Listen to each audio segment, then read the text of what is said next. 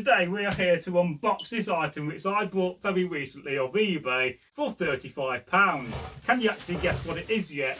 You know when you get Christmas, don't you, Half Dan? When you get your Christmas presents and you always feel them. Yes, you guess them as well. Yeah, I tried to guess them, Reggie. So I'm going to let you open this item up because you've never done an unboxing video before in your life. I've never done one before, no. And you're using a very special knife. I have. Just be careful with it, it's worth a lot of money. Then afterwards we'll talk about it. So yes, and I'll do a commentary whilst you unboxing. Right, just be careful, okay. don't just stab yourself. Yeah. So I hope everybody's okay today on the channel. Sorry that I've not put out too many long format videos, but I'm always very busy. But we'll no doubt get to more of the videos in the future. And I've got quite a few items to unbox and to celebrate. You might want to get the other knife out, maybe, I don't know. No. It's not considering that it's a World War II knife, it's not very sharp. Right. But it does make you think whether it's actually killed anybody. Well, you want to wonder, don't you? It might have killed a few Germans, that knife. I hope. You can always hope. What do you think it is? It's definitely some sort of helmet, as you can tell by the shape. Well, you may be giving it away there. Well, we don't want to. But it's one I don't have in my collection. I've never owned one of these helmets. And it's a little bit late for the Viking age, and maybe for the late Norman you may get away with it, but I think it's probably more 12th to 13th century. Might I start seeing it now, guys? And it does need a little bit of cleaning and work on it, which is why it was £35. But I don't think that's a bad price. Not at all. Now, I got no idea who made this helmet, so if anybody recognises who might have made it, then please do let me know in the comments below. And also let me know what you'd like to see being unboxed on the channel. I like to unbox a Sutton Hoo helmet or a Patton Welded sword. Ooh. Let's get. Yeah, just be careful if you go inside because there'll be padding and leather work inside. Alright. Be careful with it. And I guess you're probably looking quite tall sitting there, and I'm more lower down. What are you 6'7"? 6'7" I am, yes. You would have definitely stuck out in the shield wall. Let all the viewers know on the channel. Do you reckon because you'd be so tall you'd have a bigger shield? Maybe. Big men deserve big shields, don't they, Brady? Well, they certainly do. And a longer sword as well. Exactly. As if Eggle was here, he'd be going woof woof baby with his favourite catchphrase. Right, we're almost there now, channel. Yes, it's very traditional when you get wrapping, you just randomly throw it around. So what do you call your subscribers, Andy? Well, it's like the Northworthy family. The Northworthy family, I like that name. I mean, you're a fan, aren't you? So I started off as a fan and now I've made it onto the channel. Well, yes. So I'm doing quite well. So let's just get rid of the rubbish. So traditionally we all just throw the rubbish randomly away like that. So this here is a kettle helmet, Half Dan. Right. And this is a helmet from the 13th and 14th century. And considering that it's a few years old, probably 20 to 30 years old, it's not too bad actually when it comes to the rust. That's very good. And it's got a nice bit of padding on the inside. Also, you notice it's been folded over on the edge, so you haven't got a sharp edge, you've got a nice smooth edge, and also it's got some nice straps on it.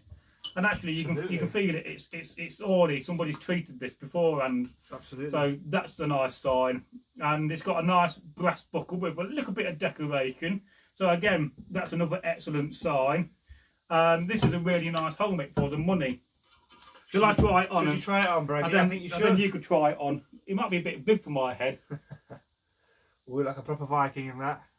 You may want to pad it out with something inside of the helmet behind the padding that will make it fit. Bring that bow. Oh yeah, you could wake people up with this in the morning, and this is called a kettle home. So I think just put some padding in it and it will make it tighter on your head, and maybe you could do the strap up a bit tighter. But that there is an excellent bit of kit, and if we ever develop a 12th or 13th century impression, which I do have some clothes for, it will look quite nice. And imagine if you get a knife and you hit it. Makes quite a lot of sound, doesn't it? Oh yeah, but it's a bit deafening on your ears though.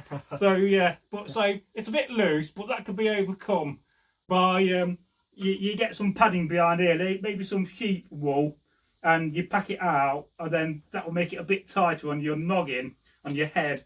And that is one of the things they would have done to pack it out. So this was probably designed for somebody with a larger head. And you can also see in the reconstruction how it's been made, or in this case the construction, but it's because it's reconstructed from an original, but this has been welded together. So this is probably handmade, whether it's been made in the UK or possibly in India. I would say could be Indian, may not be, maybe UK made, could be homemade. A lot of people do make these things at home in their garage. You won't believe what they do. Could be. Look, try it on yourself. Well, so let's give it a go, shall we, Bruggy? Yeah. I think that's a very nice buy for the money. Oh yeah. I think it suits you very well. It's quite heavy, isn't it, really, when you think about it? Yeah, and the downside of heavy helmets, they will give you a headache after you're wearing it for a day. Well, I think so. But I think it could definitely take an impact from a full blood. Yeah, well, maybe not that knife. It's very expensive.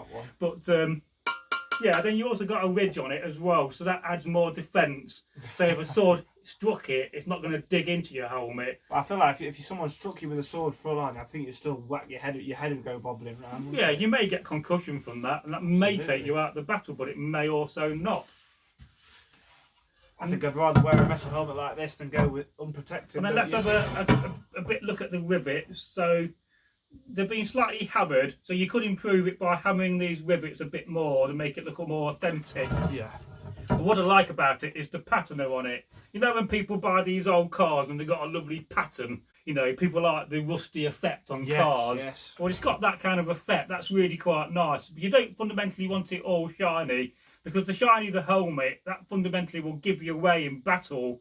And, you know, you don't be standing in a wall of 1,000 men and then you've got the most brightest helmet, because who do you think all the archers are going to aim for? Exactly. Oh, let's aim for that dude over there. He's got a really shiny helmet, guys. And that's probably not the sort of thing you should ever say on the channel. You don't want to stand out in the battlefield. He's got a shiny helmet. The old jokes are the funniest.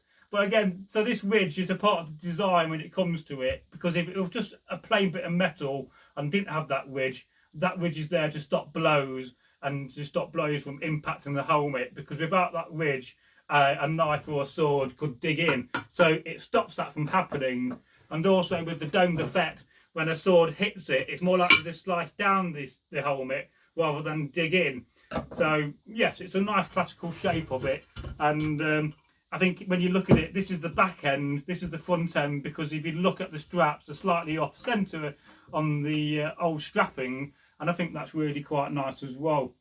So for £35, just slightly less than £35, I mean, it was £28 I think I paid for it, and the rest of it's the postal charge. That's a really nice buy. Absolutely it is. And this has been riveted in as well, so there would be probably a leather strap inside of this where it's been riveted in, or in this case it's just being riveted over the linen. And this is linen, so this is probably a good linen. It could be Irish linen.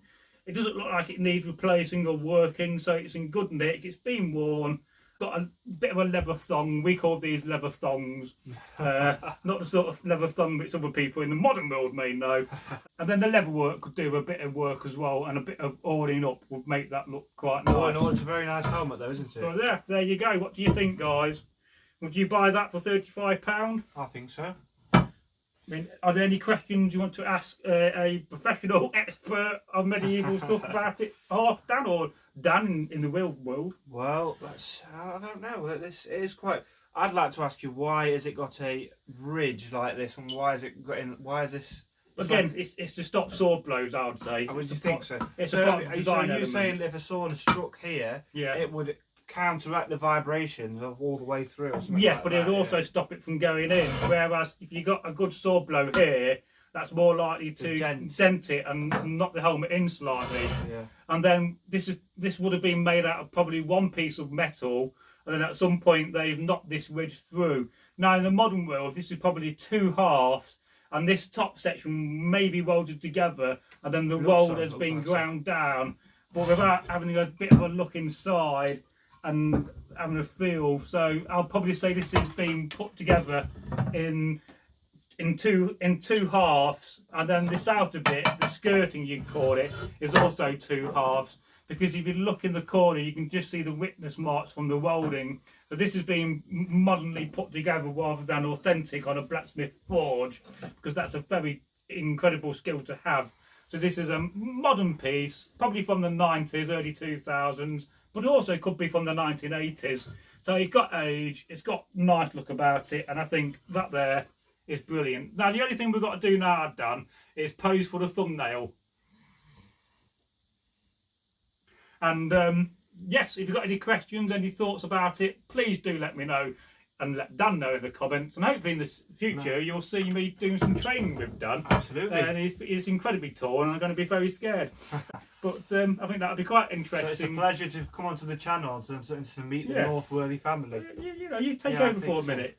Well, have we got any other packages to unbox? We do, but that's going to be for another video. Okay, well, we can't do all at once, can we? Yeah, and I'll try to get used to being on camera with somebody else and not talk over you too much. That's all right. No, we'll get there, won't we? We'll get so, there. Any comments below, give it a like and a share, and thank you guys for sharing and finding this video interesting. Goodbye. Goodbye from me. Goodbye from me. Yes.